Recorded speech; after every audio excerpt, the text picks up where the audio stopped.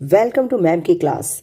तो भाई आज की क्लास में क्लास 12th का जो एक टॉपिक है मांग की कीमत लोच और इसको मापने की विधियाँ। तो ये आप सबको मालूम है कि डिलीटेड पोर्शन है, बाकी दो विधियाँ जो कि कौन कौन सी हैं, कुल व्यय विधि और बिंदु विधि।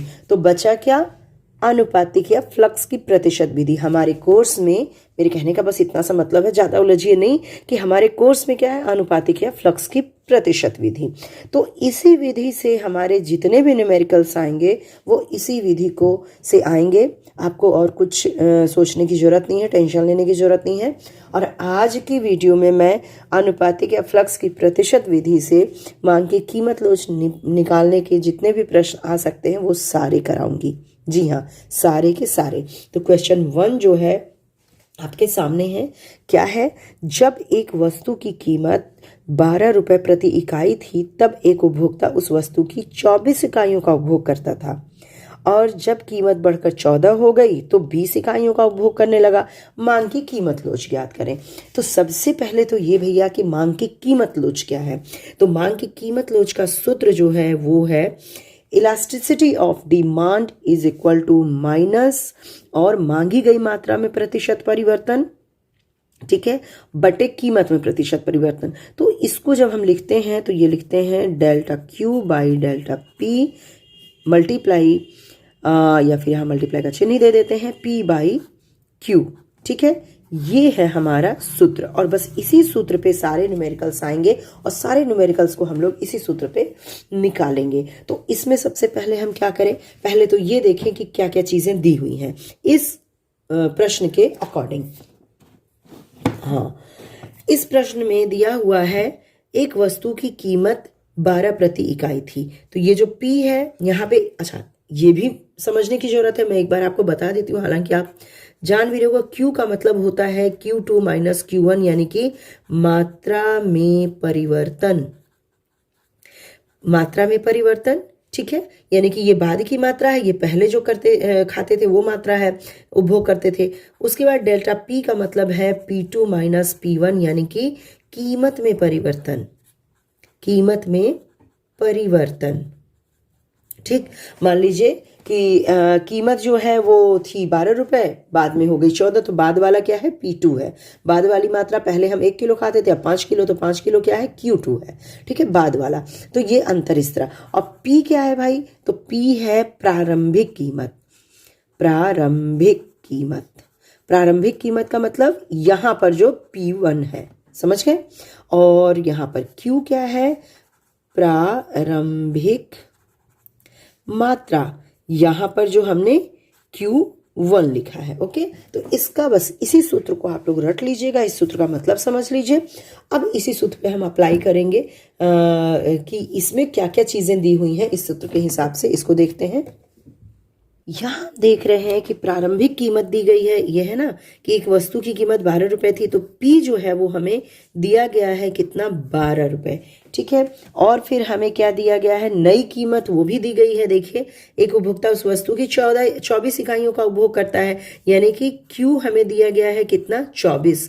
जब कीमत बढ़कर 14 हो जाती है, यानी कि ये P2 जो है वो हमें दिया गया है 14, तो उपभोक्ता 20 इकाइयों का उपभोग करता है। ये Q2 जो है वो कितना है, 20 इकाइयां, यानी कि Q1 यहाँ है, P1 यहाँ है, और ये, और इसी को आप इस पे कंफ्यूज मत होना, यही सूत्र में P है और यही Q है।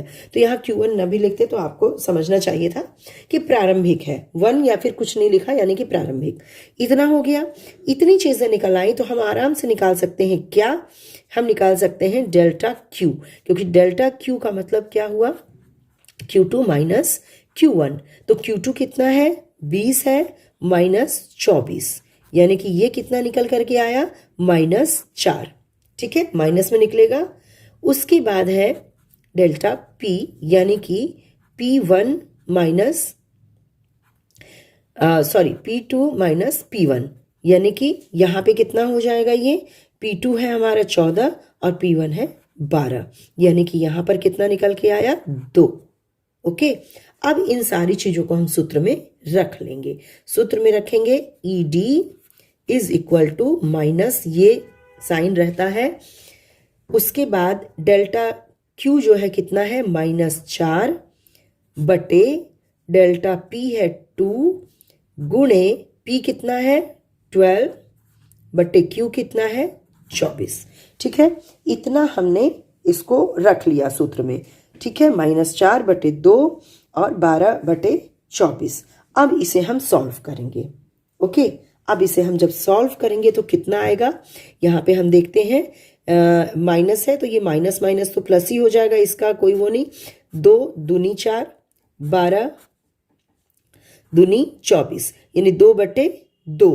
तो यहाँ पे कितना आया, और ये माइनस और माइनस जब मल्टीप्लाई होगा तो प्लस हो जाएगा, ये कैंसिल हो जाएगा।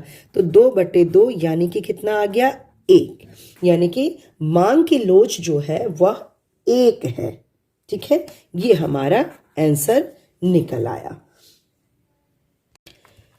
दूसरा क्वेश्चन देखिए, एक उपभोक्ता 9 प्रति इकाई पर एक वस्तु की 18 इकाइयां खरीदता है। ठीक है, और मांग लोच उसकी इतनी है -1। उपभोक्ता 10 प्रति इकाई कीमत पर वस्तु की कितनी इकाइयां खरीदेगा। तो यहाँ पे पूछ क्या दिया गया है भाई, यहाँ पहले कहा गया है 9 प्रति इकाई, यानी कि P जो है वो है 9। ठीक है, वस्तु की कितनी इकाइयां खरीदता है, तो Q हमारा निकल आया 18। ठीक, कीमत मांग लोच यानी कि इलास्टिसिटी ऑफ डिमांड जो है वो -1 ये बता रहे हैं रहेगा। और उपभोक्ता 10 प्रति इकाई कीमत पर, यानी कि यहाँ P2 जो है, P2 भी इन्होंने बता दिया कि 10 है, तो कितनी इकाइयां खरीदेगा, यानी कि यहाँ Q2 पूछा जा रहा है। Q2 पूछा जा रहा है, तो Q2 अगर हम यहाँ पे डेल्टा Q को देखें तो Q2 माइनस Q होता है, ये हमें मालूम है। और प्लस हमें सूत्र जो है फ्लक्स का आनुपातिक विधि का ये भी मालूम है, इज इक्वल टू माइनस में यहाँ delta Q by delta P गुणे P बाई Q। तो ये दोनों ही चीज़ें हमें ध्यान में रखनी पड़ेंगी। अभी आपको समझ में आएगा क्यों रखनी पड़ेंगी। यहाँ पे हम पहले ED की जगह पे लिख देते हैं साफ साफ, कितना आया, कितना दिया गया है -1 दिया गया है। और यहाँ माइनस के चिन्ह के साथ डेल्टा Q को हम एज इट इज़ लिखते हैं, बटे डेल्टा P की जगह क्या आ जाएगा, देखिए डेल्टा P। यहाँ पे अगर हम P2 माइनस P करें तो 10 माइनस 9 यानी कि 1 आएगा, यानी कि यहाँ हो गया 1 गुणे P जो है हमारा 9 है और Q कितना है 18 है। ओके, इतना निकल गया। अब इसके बाद यहाँ पर हम इसे देखते हैं, ये जो माइनस का चिन्ह है इसको हम मान लो कैंसिल कर देते हैं पहले ही। और 9 दूनी 18, यानी कि यहाँ पर हमारा 1 है और यहाँ पर हमारा कितना आया Q बटे 2। ओके, तो यहाँ हम अगर डेल्टा Q निकाले तो आ रहा है हमारा क्रॉस मल्टीप्लाई होगा, 2 1 2, तो ये 2, यानी कि डेल्टा Q हमारा 2 आ गया। अब हम इसे इस वाले सूत्र पे रखेंगे, यानी कि डेल्टा Q की जगह हम रख देंगे 2।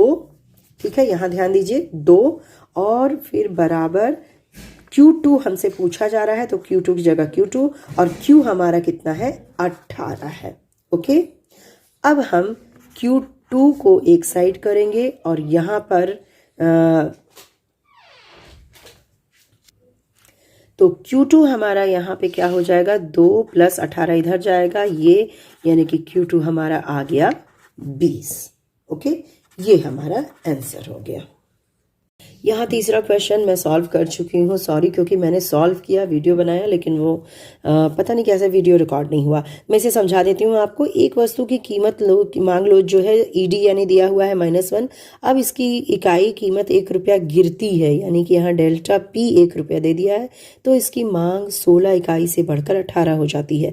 यहाँ 16 और 18 दिया हुआ है Q और Q2, यानी डेल्टा Q हम यहाँ 18 में से 16 माइनस करके 2 निकाल लेते हैं। परिवर्तन से पूर्व की कीमत का परिकलन करना है, तो कीमत यानी कि P1 की बात कर रहा है, P की बात कर रहा है, इसे हमें निकालना है। सूत्र पे हमने सारी चीज़ें रख दी, P यहाँ अकेला है, और यहाँ पर जब हमने सॉल्व किया इसे 2 8 रखा, यहाँ पे 2 16 रखा, और 16 2 8 16 हो गया, 8 हो गया, यहाँ पर माइनस से माइनस कैंसिल हो गया, और P हमारा यहाँ पे 8 जब हुआ P बटे 8, तो 8 को हमने 1 से गुणा कर दिया, यानी कि P इज इक्वल टू यहाँ निकल के आया 8। वेरी सिंपल, उसी मेथड पे है। P को मतलब आपको बाकी की 4 चीज़ें दी गई रहेंगी और 1 नहीं दिया गया होगा, तो आपको सॉल्व करना होगा।